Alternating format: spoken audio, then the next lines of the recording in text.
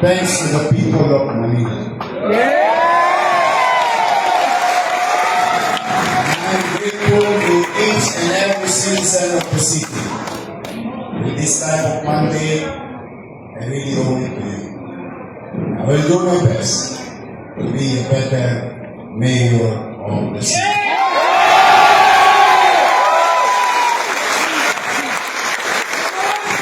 And lastly,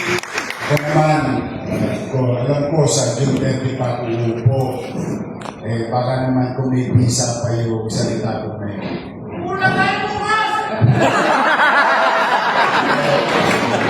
Pero man, mananawagan ako sa inyo. Let's start healing this time.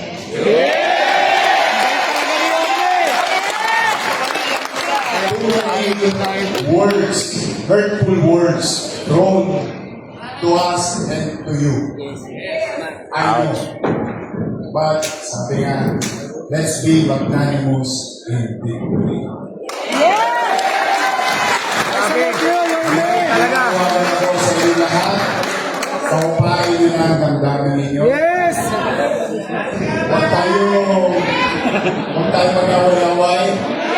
Let's move on in our lives. We must work together because together we can.